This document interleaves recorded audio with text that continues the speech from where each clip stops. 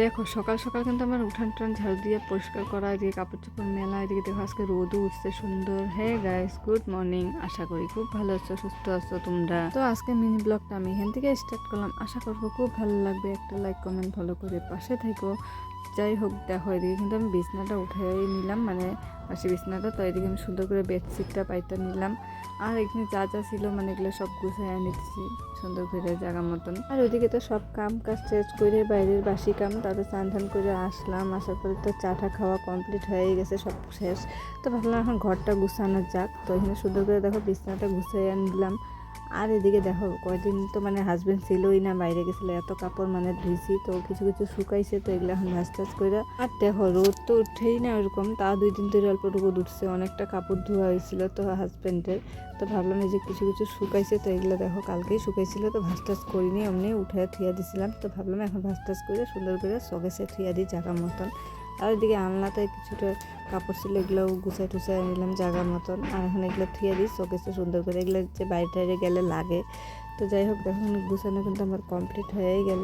একটার পর একটা কিন্তু কাম বাইরেতেই থাকে, কাম তো শেষ হয়ই না। তো ওইদিকে দেখো ওইদিকে কিন্তু গুছানো হয়ে গেল কাপড় চোপড়। আর এদিকে তো এই যে ঘরটা এখন পরিষ্কার করে ঝাড়ু দিতে লাগবে, যেহেতু ঘরটা গুছানোর পরে একবার ঘর ঝাড়ু না দিলে ভালোই লাগে না। তো এদিকে ধুলাবালিও হয়ে গেছে, তো ওই জন্য একটু ঝাড়ু ঝাড়ু দিয়ে পরিষ্কার করে ধুয়ে দিই। তারপর তো আছে বাকি কাজ কাম, তো তোমরা দেখতে থাকো ব্লগটা।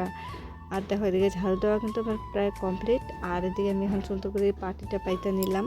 তো যেহেতু ছেলে খেলাধুলা করে বসে থাকে ঠান্ডার মতো না, তো যাই হোক দেখো এখানে কিন্তু আমি রান্নাবান্নার জন্য মানে রেডি করতে বসে পড়লাম। তো আজকে রান্নাবান্না ওরকম কিছু করব না, তো মাছ আসিল, তো এটা মাছের ঝোল করব আলু বেগুন দিয়ে।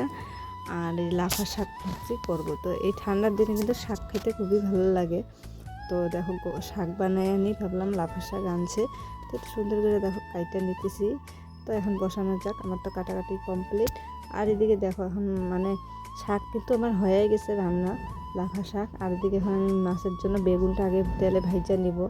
আর রান্নাবান্না করতে করতে না মানে কারেন্টটাও চলে গেছে, যে কারেন্ট নাই, তার জন্য আমি তোমাদের সাথে আর কিছু শেয়ার করতে পারলাম না।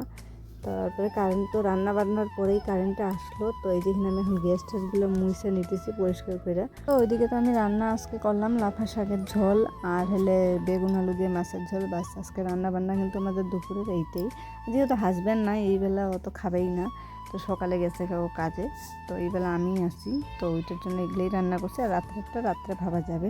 তো যাই হোক দেখো ওদিকে তো গ্যাস সুন্দর করে পরিষ্কার করে মুছে নিলামই।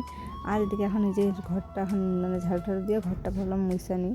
তো থেকে ঘর মুছা কিন্তু আমার প্রায় হয়ে গেল। আমার বাসন টাসনগুলোও দেখো আমি মাইজা ঘুষে আসলাম, কতগুলো কৌটাও বাইরে ছিল, তো ওগুলোও ধুয়ে নিচ্ছি। আর বাসন টাসনগুলোও ধুয়ে নিচ্ছি। তো এখন সব উল্টা উল্টা ধুয়ে তারপরে ভাত টাত তো খাওয়া যাক। তো আশা করবো ভালো লাগবে মিনি ব্লগটা। তো একটা লাইক কমেন্ট ফলো করে পাশে থেকো। নেক্সট ব্লগে আবার তোমাদের সাথে দেখা হবে। Tata, bye bye.